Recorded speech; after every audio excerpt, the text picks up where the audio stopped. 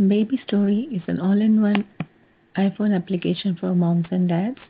It has three main features: memories, kid care, kid fun. Let's go one by one. Coming back to the memories, the interface opens like this with the year and a month to select from. The first button here shows show diary, so we need to select the year and the month, and we get a list of all the photos and text notes and audio notes or movie files, everything in one page.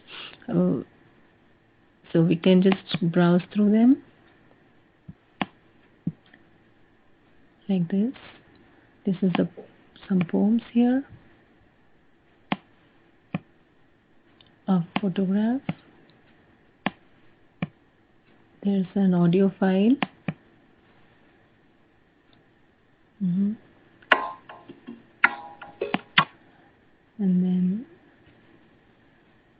we can go back to the main page, and if we want to take a movie, go to photo or movie, add a caption here,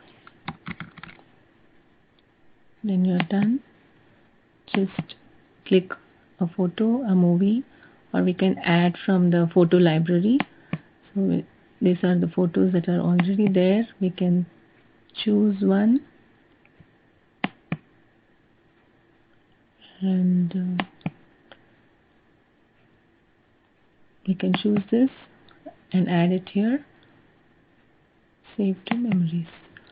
So this is the latest photo that's been added, and similarly we can use the text note. We can add a caption here, then add the text.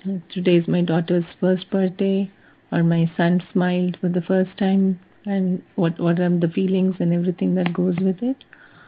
So then now here we have the audio note. We can just say start recording. A B C D E F G H I J K L M N O P, and want to play. A B C D E F G H I. So then save this. We have another file saved here in the appropriate year and month, and these are the features of memories. One more feature that's worth mentioning here is we can flag some particular movie or a photo or a text note. For example, like this, I can add the caption,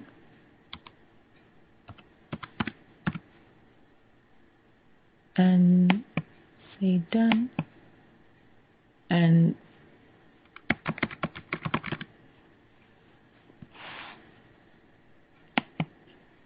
so if you want to say that this is a special photo and we need a special mention of this in the diary, we can say extra special and then say save to the memory.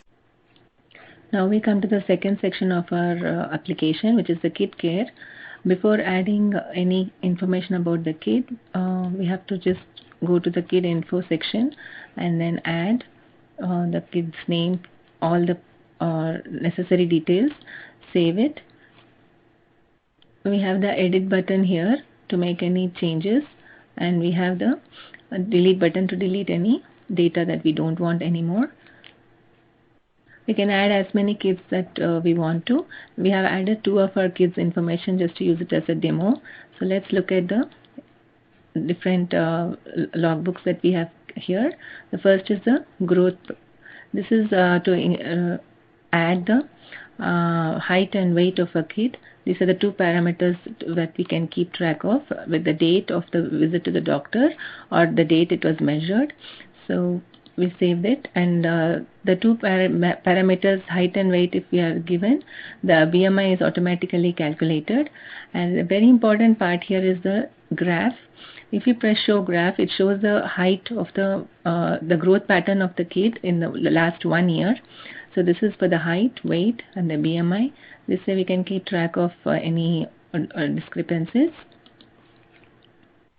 We can make any changes here using an edit button and the delete button to delete. Next is we can select the kid that we want to see the pattern. So this is about the feeding log. We can make additions here and keep a memo of what the baby has eaten and time and the duration. If the baby is nursing, we can say which breast the baby nursed last. So this is how this works. We can, as the delete buttons and the edit button is there. Then next is the sleeping pattern. We can make a note of the time the baby slept, the start time and the end time. So it automatically calculates the amount of sleep the baby is getting here, the total time. Next, the milestone is about the particular milestone the baby has reached, the time, the date. This is a very nice way to remember and celebrate the day our babies reach the milestones. Then the diapers and the memo, it works almost similarly. Just make entries for the main events as shown here and then keep track of it. The next important thing is about the healthcare and vaccination. We'll see that in a little bit more detail. The healthcare is about the doctor visits in particular. We need to add the name of the doctor, the time of the visit, the date, the hospital name. And one important feature here is we can make note of the next scheduled visit. So if it's in days, say after 4 days or after 3 days, and if it is weeks, say 2 weeks, or if it is after 1 month, just make note of it as after 1 month. So this is a very useful tool for those parents who are very busy and can't really keep track of so many things. So this is that. So we go back to the vaccination. This is again a very important tool. We can keep note of the vaccination the baby has already received, and the next schedule can also be noted here, the next vaccine name, then the next time of the next vaccine. So this is and any other information we need to keep note of.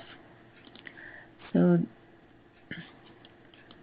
these are the important logbooks that we can maintain.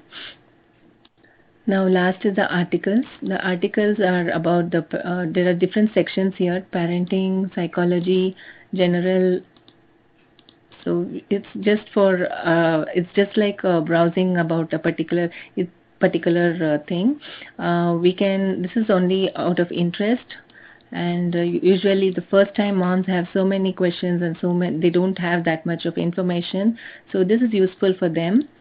And even the more experienced moms can also take advantage of this particular section. The next part of our application is the Kid Fun. This is a nice way to keep our kids engaged. They have the games and rhymes. We just press any rhyme, it plays that particular rhyme. And in the game section, we have the piano. Just play the piano. Then the colors, we can just scroll through it and it says the particular name of the color. Animal sounds work similarly. Then there's the painting. This can be used even by little older kids. The brush size can be selected here and the color, and then the kids can start painting. There's an erase button. This is really a very, very helpful tool for the parents. Then the last section is the manage.